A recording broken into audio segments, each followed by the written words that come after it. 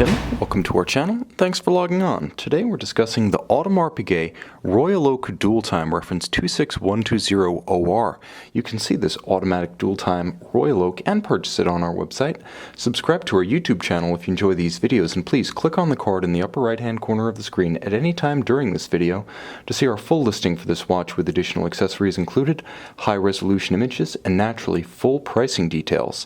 Now on my wrist, 6 1/3 inches, 16 centimeters in circumference, you can see that this watch has the classic stance of a Royal Oak or a Royal Oak offshore, which is to say it wears a bit large for its nominal size. And that nominal size is 39 millimeters across the round of the case, not including the crown. Now, of course, my wrist is 6 1/3 inches, 16 centimeters in circumference, but in shape, it's fairly oval, flat across the top, which is a very good match for the form of this case.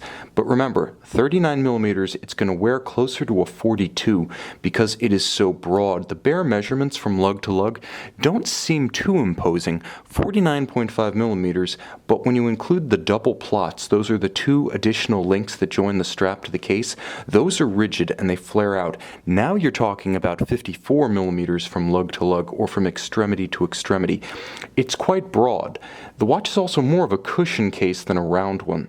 So not only is it broad across the wrist, but lengthwise, it's pretty hefty, it's substantial. It is thin, however. The watch is 10.5 millimeters thick with a nicely sloped octagonal bezel, so it's an easy watch to fit underneath a tight sleeve or shirt cuff. It wears well with formal attire and quite easily. Now the combination of a Royal Oak case and lug form with the strap is a little unconventional.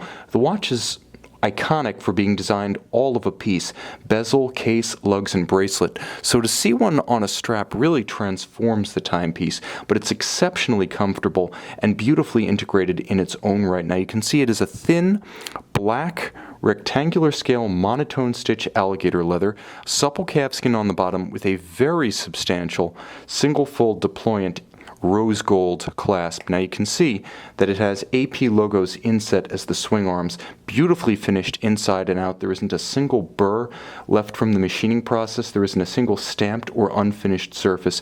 The metalwork is as beautiful as the case itself, and the case itself certainly deserves a shout out. Anytime you're dealing with a Royal Oak, you're dealing with a watch that has a substantial amount of value added by artisanal process, which is to say a great deal of hand finishing. You can see it in the small and tapering bevel of the lugs. That can only be achieved with an artisan's touch and eye. You can see how evenly finished the periphery of the bezel is, and I'm going to bring that into focus right here. So you can see just how sharp and crisply delineated the transition from the satin top to the polished flank is. And of course this is true of the entirety of the case, the lugs, the bezel. You're getting a tremendous amount of artisanal investment in a Royal Oak, and that's what you're paying for. It's not simply a complicated watch, it's a beautiful work of hand craftsmanship. Now you can see that the dial, the traditional patisserie, is black. The combination of the black dial and the rose case is immensely powerful. This is a watch with tremendous presence. It doesn't need outright size to be imposing. It absolutely is.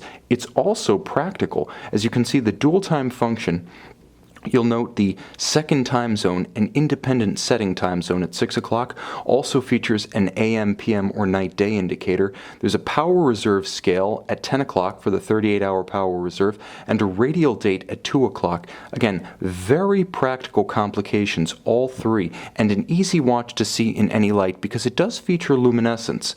So the watch featuring luminescent center minute and hour hands also features loomed indices, so it has the heart of a sports watch in some respect. And you'll note the traditional accents are all accounted for: the octagonal bezel, the differential finish, the tapisserie dial, and of course the inset hexagonal white gold bezel bolts, octagon, hexagon, tapisserie, and beautiful finish, and a solid case back. Now, in some cases, you'll see a display case back on Royal Oaks and Royal Oak offshores.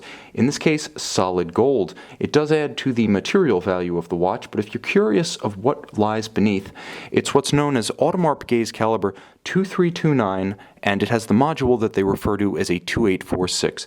The combination gives you the dual time function, the power reserve, and the radial date, but the basic watchmaking is Jaeger-LeCoultre.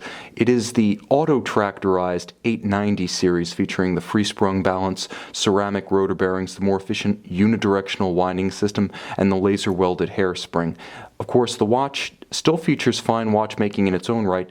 Both watchmakers in the Valet de Jeu AP and JLC come from the same watchmaking traditions and same standards, so the motor certainly fits the body. You can see and you can purchase this Audemars Piguet Royal Oak Dual Time reference 26120OR on our website.